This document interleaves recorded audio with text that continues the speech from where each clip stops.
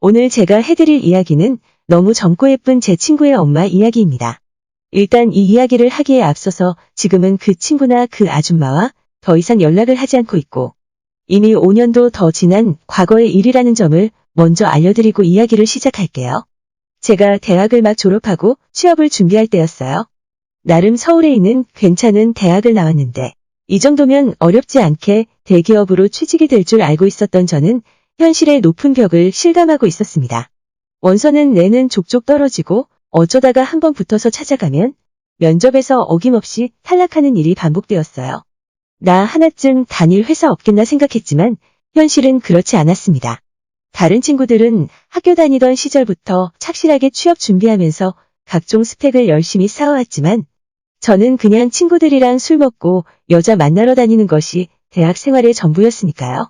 그때 같이 취업 준비를 하면서 어울려 놀았던 친구가 한 명 있었어요. 저와 비슷하게 학창시절 여자 꽁무니만 쫓아다니면서 학점 관리도 안 하고 변변한 자격증 하나 못 따놓은 친구였기 때문에 저와 죽이 잘 맞았습니다. 대학 졸업하고 남들은 다 취업해서 대기업 출근한다고 하는데 그 친구와 저만 뒤처져서 취업 준비하고 있는 듯한 기분이었어요. 이제라도 정신 차리고 열심히 하자는 생각으로 매일 밤늦게까지 모여서 취업 준비 스터디를 열심히 했습니다. 당시에 목표로 하는 회사는 달랐지만 둘 다 영어 점수가 필요했기 때문에 매일 저녁 만나서 같이 영어 공부를 했어요.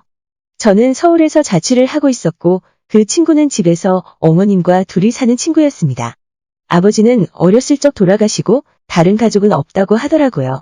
그렇게 매일 저녁에 만나서 공부하다가 어느 날은 자기 집으로 오라고 했어요. 어머님이 저녁에 일이 있어서 늦게 들어오신다면서 그전까지 집에서 편하게 공부하자고 하길래 그러자고 했습니다. 카페에서 공부하는 것도 돈도 들고 집중도 잘 안 되는 것 같았는데 잘 됐다 싶었어요. 친구의 집은 작은 아파트였는데 나름 깔끔하고 좋더라고요. 거실에서 친구와 둘이 공부를 하고 있었는데 장소가 바뀌어서 그런지 그날따라 공부가 엄청 안 되더라고요. 결국 몇 시간 하지도 못하고 둘 다 포기하고 치킨에 맥주나 시켜다 먹기로 했어요. 어차피 안 되는 날은 일찍 포기하고 쉬는 게 이득인 것 같더라고요. 그렇게 치킨 시키고 맥주도 큰 통으로 하나를 시켜서 둘이 나눠 먹었는데 먹다 보니 술이 좀 모자라서 냉장고에 있는 소주까지 꺼내 마셨습니다. 얼마나 먹었는지 저도 그 친구도 둘 다 술에 완전 취해버렸고 저도 모르게 거실에 대자로 뻗어서 잠이 들어버렸어요.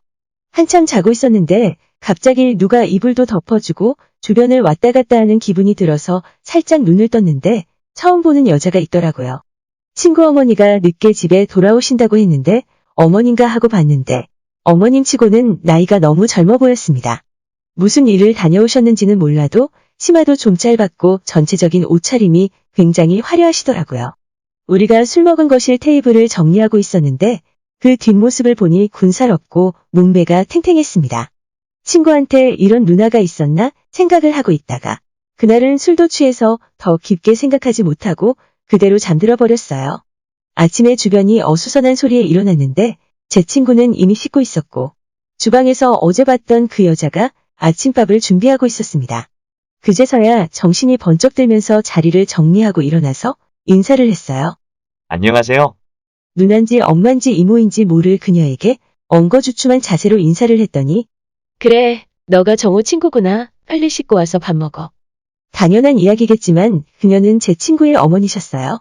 어젯밤에 봤을 때는 긴가민가 했지만 아침에 식사 준비하고 계신 모습을 보니까 어머님인 것 같더라고요. 화장실에서 씻고 있는 친구에게 가서 너희 어머니냐고 물었더니 왜? 엄마 치곤 너무 예쁘냐? 라고 하더라고요. 실제로 친구의 엄마는 너무 예뻤습니다.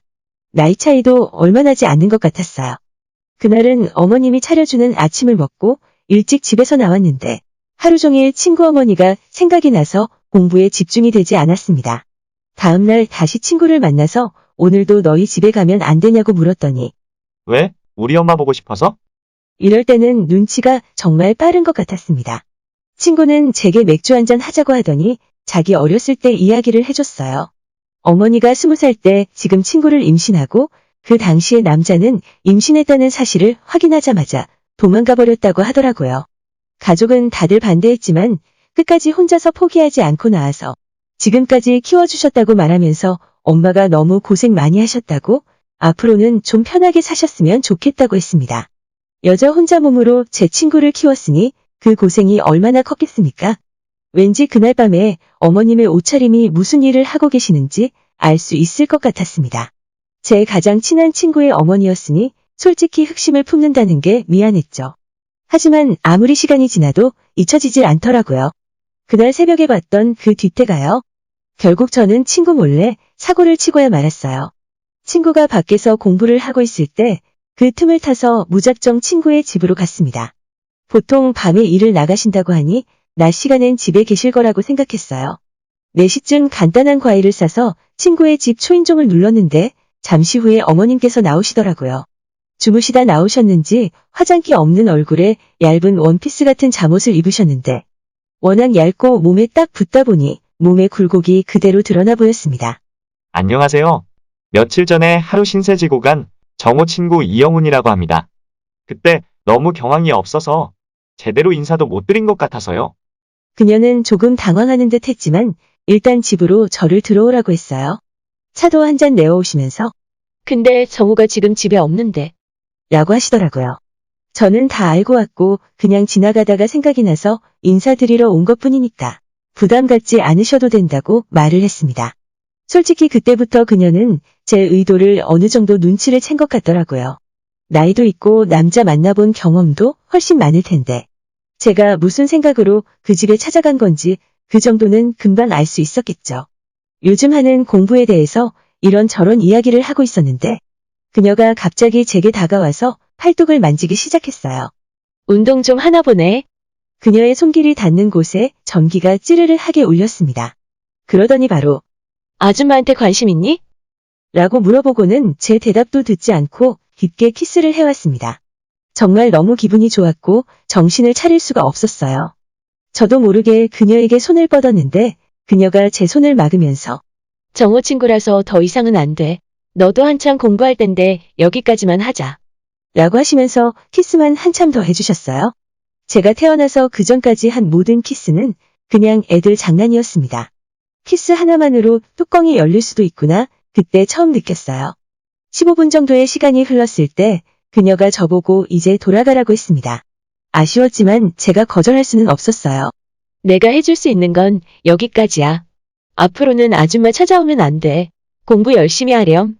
이라고 말을 하고 저를 내보냈어요.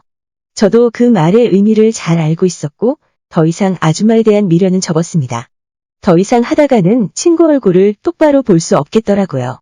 그 뒤로 오히려 머리도 맑아지고 공부에 집중도 잘해서 바로 제가 원하는 회사에 들어갈 수 있었어요. 뭔가 회사원이 되고 어른이 된다면 그녀에게 어울리는 남자가 될 수 있지 않을까? 생각도 해봤지만 더 이상 그녀 앞에 나타날 용기가 없었습니다.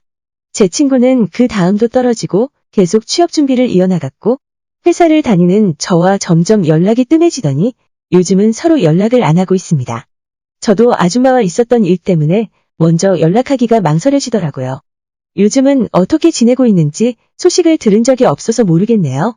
아주머니가 그렇게 고생해서 대학 졸업시켰는데 꼭 취업 잘했으면 좋겠습니다. 제 이야기는 여기까지입니다. 끝까지 들어주셔서 감사드려요. 다들 행복하시고 좋은 하루 보내시길 바랍니다.